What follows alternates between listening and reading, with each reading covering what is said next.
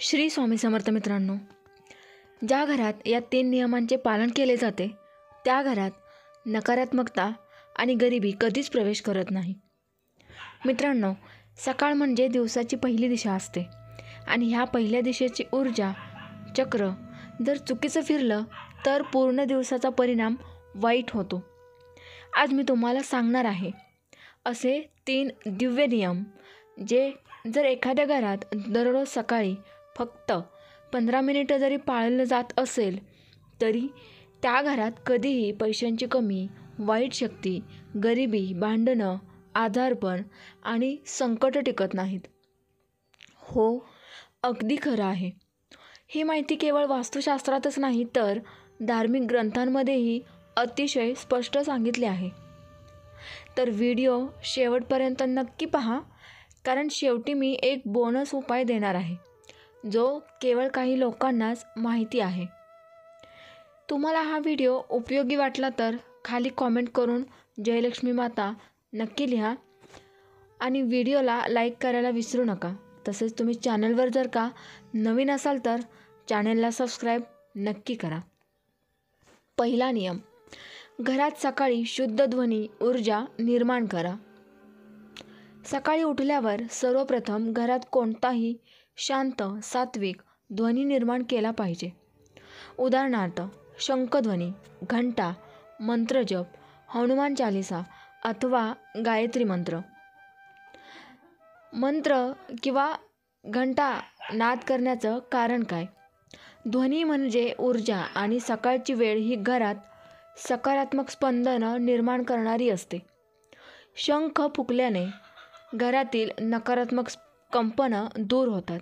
घंटीच्या आवाजाने वाईट शक्ती घराबाहेर पडतात. मंत्रजपाने मानसिक आणि आध्यात्मिक ऊर्जा वाढते. घरातील देवस्थानाजवळ दिवा लावा आणि गंध ठेवून 7 वेळा मंत्र म्हणा.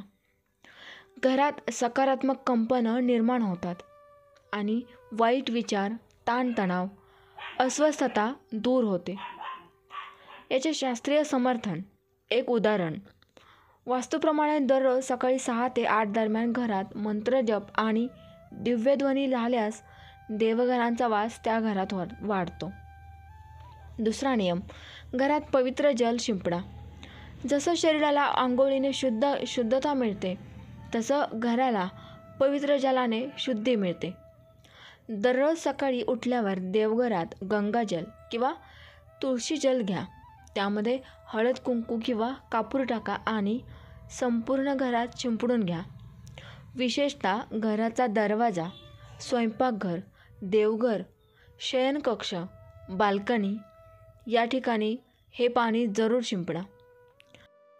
शिंपडताना म्हणा, ओम अपवित्र पवित्रो वा सर्वास्था गतोपि वा य स्मरेत पुंडरीकाक्षस बाह्यांबत्र शुची.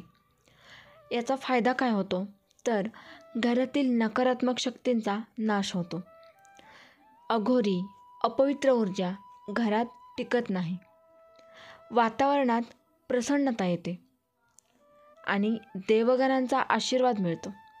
शास्त्रीय दृष्टिकोन याचा काय आहे तर वास्तुशास्त्रानुसार जर घरात दररोज जल शिंपडल्याने ऊर्जा प्रवाह शुद्ध राहतो, जे आर्थिक व मानसिक समृद्धीस पोषक ठरतं. तिसरा नियम, घरात धूप आणि दिवा लावणे.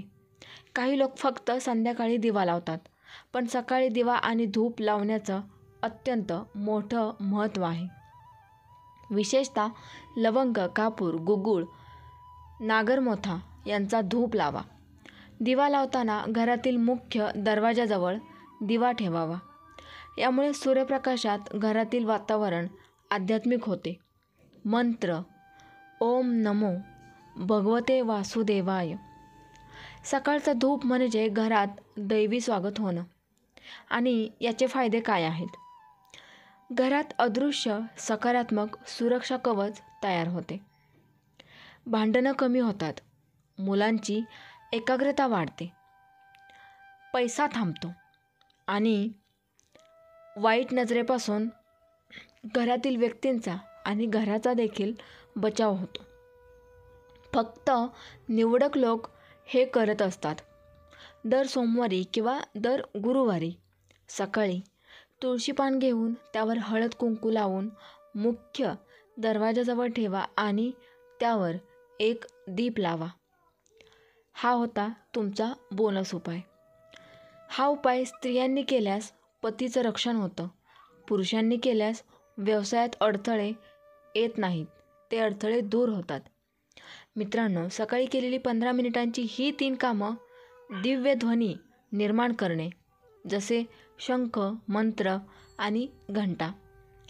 पवित्र जल शिंपडणे म्हणजे गंगाजल शिंपडणे, तुळशीपत्र टाकून तुळशी जल शिंपडणे. आणि तिसरं, दिवा धूप लावणे, लवंग, कापूर, गुगुळ यांचा धूप लावणे. ही फक्त धार्मिक कृती नाही, तर घराच्या ऊर्जेसाठी आवश्यक सुरक्षा कवच आहे. हे नियम पाळणाऱ्या घरात लक्ष्मी, समाधान, आरोग्य आणि देवांचा वास नक्कीच होतो आणि नकारात्मक शक्ती घरात प्रवेश करूच शकत नाहीत. श्री स्वामी समर्थ. जय जय स्वामी समर्थ.